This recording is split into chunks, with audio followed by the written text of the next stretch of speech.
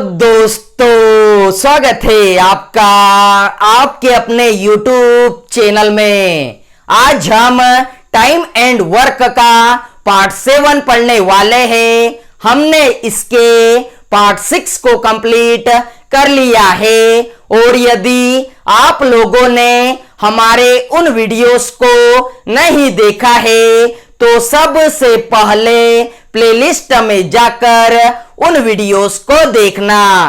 तो बिना टाइम खराब किए हम डायरेक्टली चलेंगे क्वेश्चन की तरफ। क्वेश्चन आपके सामने है। अब देखिए क्वेश्चन क्या है। ए किसी कार्य को 18 दिन में समाप्त कर सकता है जबकि बी इसे 15 दिन में समाप्त कर सकता है। बी ने इस पर 10 दिन काम किया तथा उसके बाद उसने काम करना बंद कर दिया। शेष कार्य को ए अकेला कितने दिन में समाप्त कर सकेगा। अब देखिए आपको क्या कहा गया है। ए किसी कार्य को 18 दिन में समाप्त कर सकता है जबकि बी इसे 15 दिन में समाप्त कर सकता है। तो सबसे पहले टोटल वर्क को या फिर एलसीएम को फाइंड कीजिए। 18 और 15 का एलसीएम कितना होता है। 18 और 15 का एलसीएम 90 होता है। अब देखिए 18 में यदि मैं 5 का गुना करा दूं तो 90 हो जाएगा। 15 में यदि मैं 6 का गुना करा दूं तो 90 हो जाएगा। अर्थात 5 और 6 हमारी कार्य क्षमता या फिर इफिशियंसी है। अब देखिए आगे आपको क्या कहा गया है।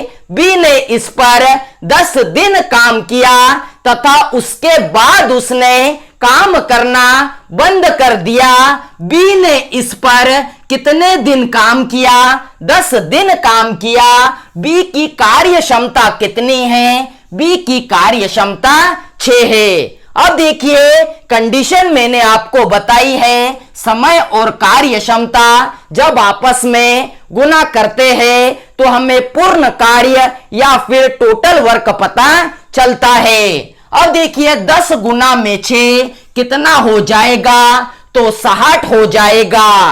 अर्थात कहने का मतलब है 90 में से 60 काम बी ने कर लिया तो कितना काम शेष बचा तो 30 काम शेष बचा। अब देखिए बी ने तो काम करना बंद कर दिया तो इस शेष काम को कौन पूरा करेगा। तो इस शेष काम को ए पूरा करेगा। अब देखिए ए की कार्य क्षमता कितनी है। ए की कार्य क्षमता 5 है और कंडीशन आपको पता है पूर्ण कार्य को कार्य क्षमता से भाग देने पर समय पता चलता है। अर्थात जब हम 30 को 5 से भाग देंगे तो आपका आंसर 6 दिन निकलकर आ जाएगा। तो शेष कार्य को ए अकेला कितने दिन में समाप्त कर सकेगा तो 6 दिन में समाप्त कर सकेगा। अब देखिए क्वेश्चन में आपको पूछा गया था शेष कार्य को ए अकेला कितने दिन में समाप्त कर सकेगा। इसके कारण आपका आंसर 6 दिन होगा। यदि आपको क्वेश्चन में पूछ लिया जाता पूरा कार्य समाप्त होने में कितने दिन लगे तो आपका आंसर 10 प्लस में 6 16 दिन होता। तो उम्मीद करता हूं कि आपको यह क्वेश्चन समझ में आया होगा। अब हम चलते हैं हमारे अगले क्वेश्चन की तरफ। तो देखिए हमारा अगला क्वेश्चन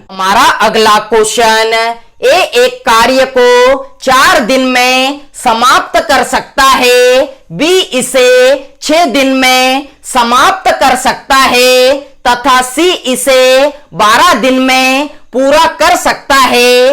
ए ने कार्य आरंभ किया परंतु उसने 1 दिन बाद कार्य छोड़ दिया। शेष कार्य को बी तथा सी मिलकर कितने दिनों में पूरा करेंगे। अब देखिए आपको क्या कहा गया है।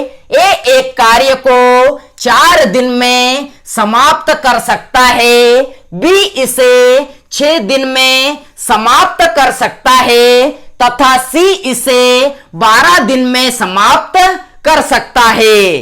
तो सबसे पहले टोटल वर्क को या फिर एलसीएम को फाइंड कीजिए। 4 6 12 का एलसीएम कितना होता है? 4 6 12 का एलसीएम 12 होता है।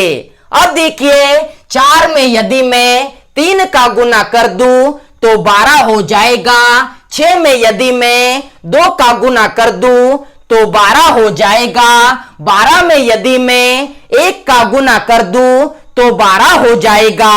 अब देखिए आगे आपको क्या कहा गया है? ए ने कार्य आरंभ किया परंतु उसने 1 दिन बाद कार्य छोड़ दिया, अर्थात ए ने कितने दिन कार्य किया? तो ए ने 1 दिन कार्य किया और ए की कार्य क्षमता कितनी है? तो ए की कार्य क्षमता 3 है और कंडीशन आपको पता है, समय और कार्य क्षमता जब गुना करते हैं तो टोटल वर्क पता चलता है। अर्थात 1 गुना में 3 कितना हो जाएगा? 3 हो जाएगा। अर्थात मेरे कहने का मतलब है 12 में से 3 काम ए ने पूरा कर दिया तो कितना काम शेष बचा? तो 9 काम शेष बचा। अब देखिए ए ने तो कार्य करना छोड़ दिया है और आपको क्या पूछा गया है? शेष कार्य को बी तथा सी मिलकर कितने दिनों में पूरा करेंगे?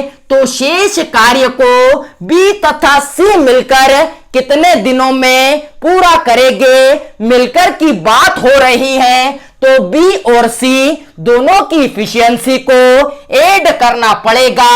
अर्थात 2 और 1 कितना होता है? तो 2 और 1 3 होता है। और कंडीशन आपको पता है, पूर्ण कार्य को कार्य क्षमता से भाग देने पर समय पता चलता है। अर्थात जब हम 9 को 3 से भाग देंगे तो आपका आंसर 3 दिन निकलकर आ जाएगा।